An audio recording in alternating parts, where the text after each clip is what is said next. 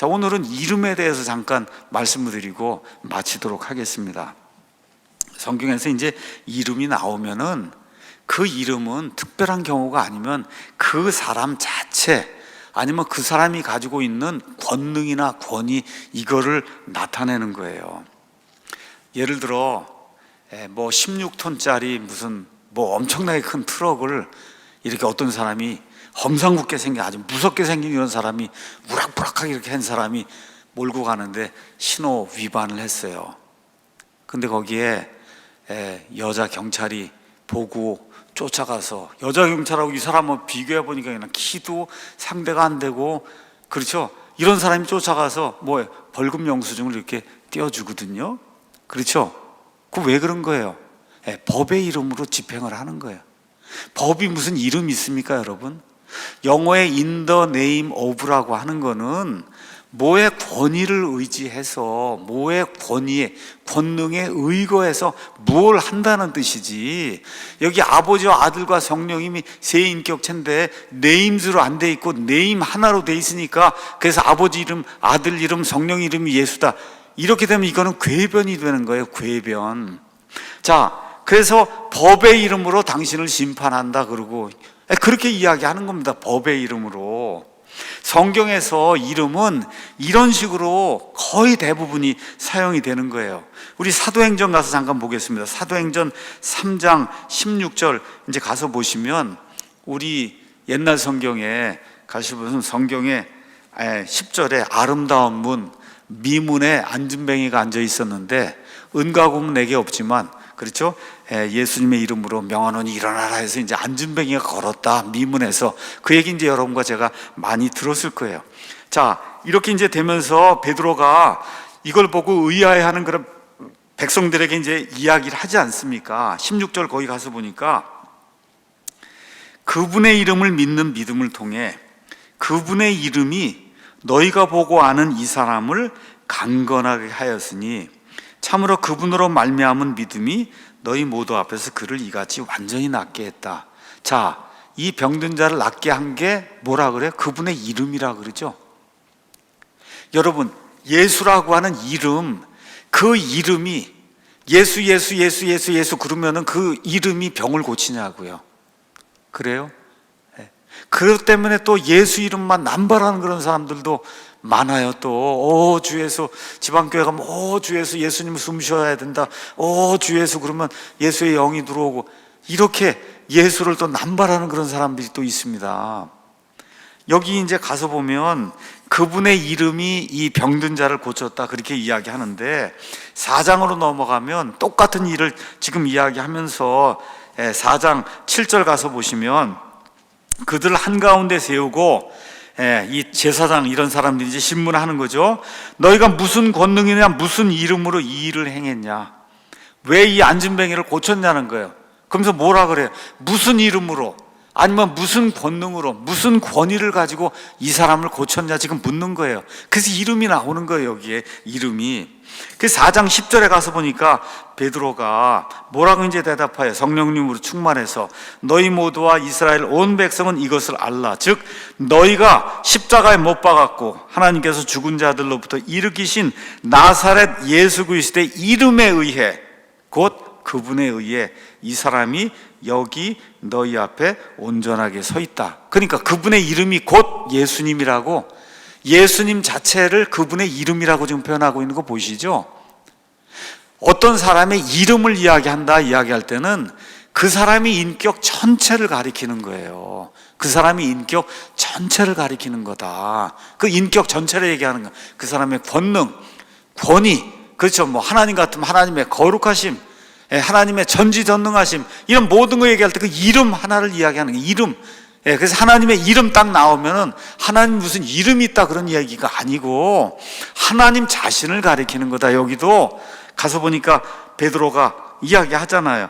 예수 그리스도의 이름에 의해, 그리고 설명하잖아요. 그 예수 그리스도의 이름이 뭐야? 그분의 권능에 의하고 똑같은 말인데, 그게 곧 그분에 의해 이 사람이 완전하게 고쳐진 거다. 즉 예수님이 이 사람을 고친 거다. 예수님의 권능에 의해서 이 사람이 고쳐진 거다. 지금 그렇게 이야기를 하잖아요. 이게 이름의 뜻이에요. 이게 이름. 자, 그러면 아버지와 아들과 성령의 이름으로 내가 침례를 준다. 이렇게 얘기할 땐 뭐예요? 아버지와 아들과, 그렇죠, 성령님, 그렇죠, 한 하나님, 삼위일체 하나님의 권위를 가지고, 그렇죠, 위엄을 가지고, 권능을 가지고 이렇게 침례를 준다는 이야기지, 예수란 이름을 들먹거리라는 뜻이 아니에요. 여러분 이해하시겠죠? 예수란 이름을 들먹거리란 그런 뜻이 아니다. 그러니까 고린도전서에 이제 가서 보시면은, 고린도전서에 바울이 고린도 교회 교인들에게 하나님께서, 예수님께서 나를 너에게 보낸 건 침례를 주라고 보낸 게 아니다, 그런 이야기를 하는 그런 대목이 이제 나오는데, 거기 가서 보니까 이렇게 나옵니다. 13절에 그리스도께서 나누셨느냐, 바울이 너희를 위해 십자가에 못 박혔느냐, 혹은 너희가 바울의 이름으로 침례를 받, 누구의 이름으로 침례를 받는다는 건 그 사람의 권능에 의지해서, 그렇죠, 그 사람의 전 인격체를 두고 그런 이야기예요. 그래서 15절에 14절 계속 읽어볼게요. 내가 그리스도와 가이오 외에는 너희 중 아무에게도 침례를 주지 아니한 것에 대해 하나님께 감사한다. 이것은 내가 아무도 내 이름으로 침례를 주었다고 말하지 못하게 하려 합니다. 여러분, 바울의 이름으로 줬으니까 바울 하면서 줬다는 얘기가 아니에요. 이 침례를 받을 때 그 효력이 어디에서 오는 거냐? 하나님의 권능에 의거해서 이렇게 하는 데서 오는 거예요. 그러니까 우리 교회 같으면은 지금 여기 집사 형제가 침례를 줍니다. 많은 분들이, 우리도 처음엔 목사, 제가 침례를 줬어요. 근데 많은 분들이 좀 오해를 하는 것 같아요. 목사가 침례를 주면 무슨 효력이 더 큰 것 같고, 집사나 어떤 형제가 침례를 주면 효력이 덜한 것 같다, 이런 생각을 하는 거예요. 이게 비성경적인 거예요. 그래서 제가 우리 교회 이제 시간이 어느 정도 지난 다음에 이제부터는 집사 형제님들이 침례를 주도록 그렇게 하십시오. 그리고 지금 집사 형제가 주고 있는 거예요. 근데 집사의 이름으로 주는 거예요, 침례를? 아니에요. 심지어 사랑침례교회 이름으로 주는 거예요? 아니에요. 어떻게 침례를 줍니까?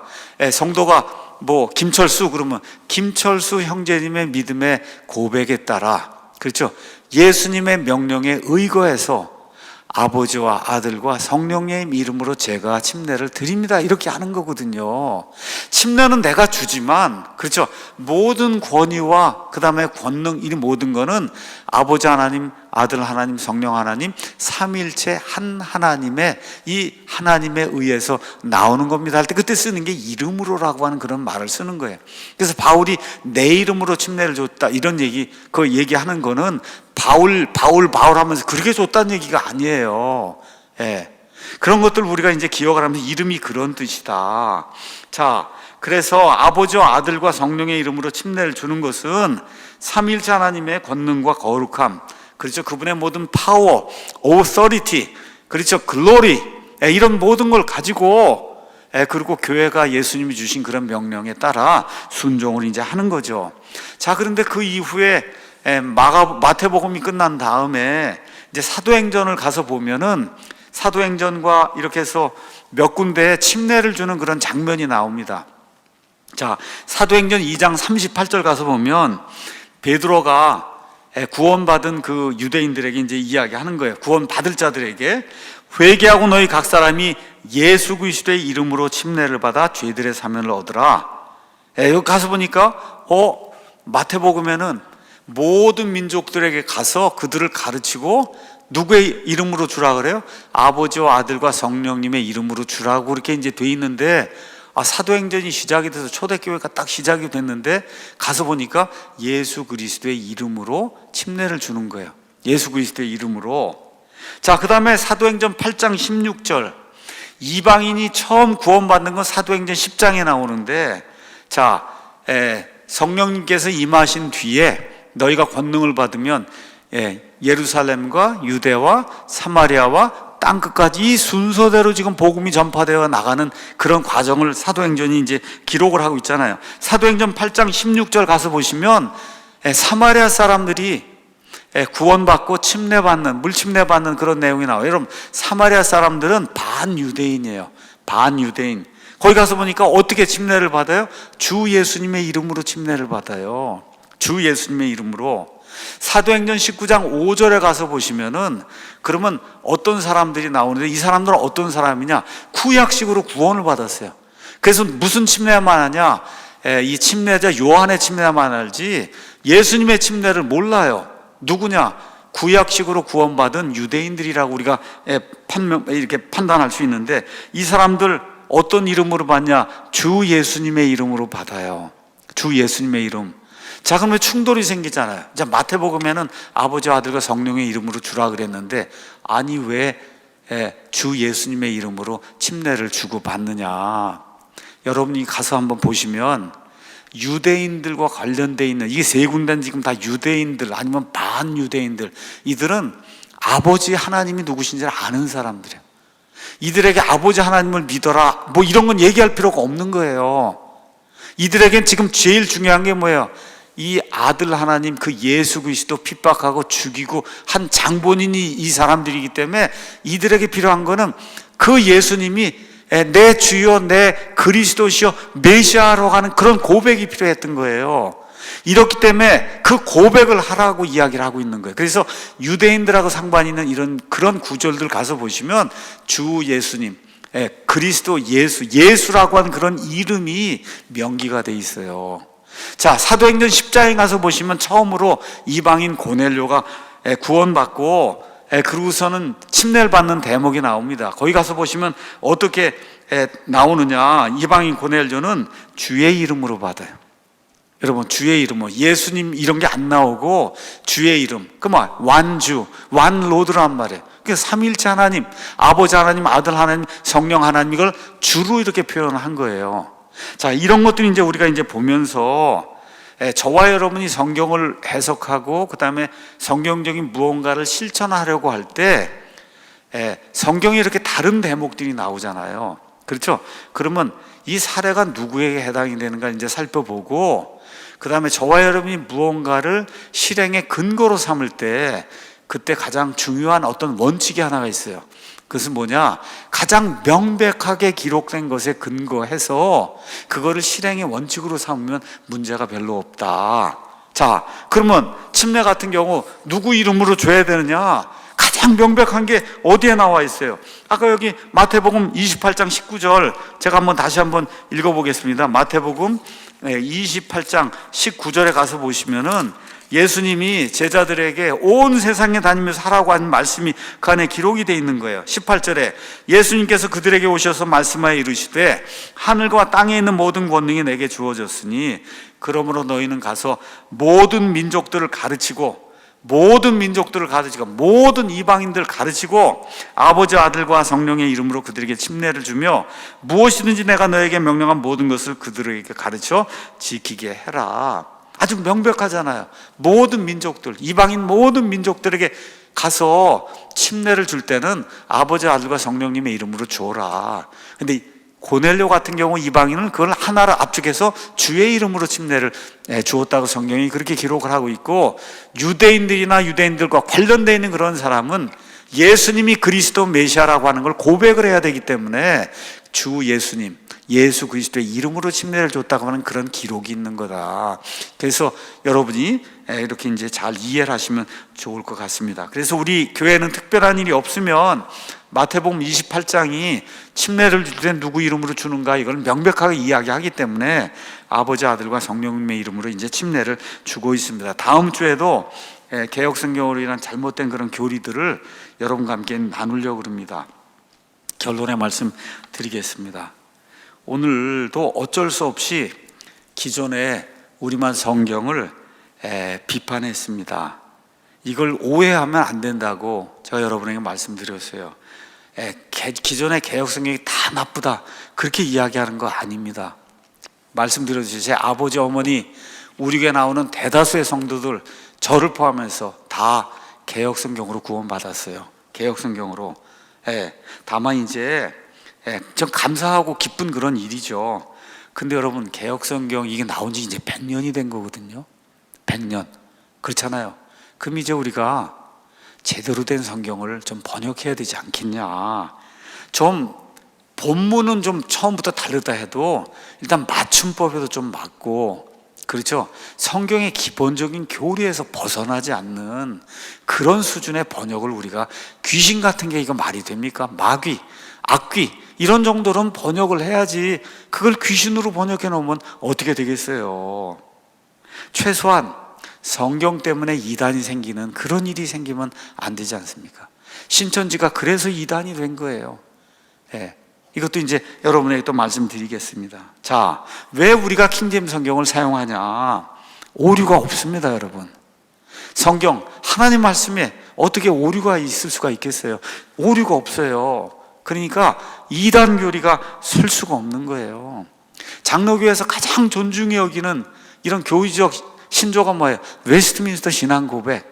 웨스트민스터 신앙 고백이 1611년에 나온 킹제임스 성경을 가지고 1648년 어간에 만들어진 거예요. 그 안에 모든 교리 나와 있는 게 다 킹제임스 성경으로 이렇게 되어 있는 겁니다.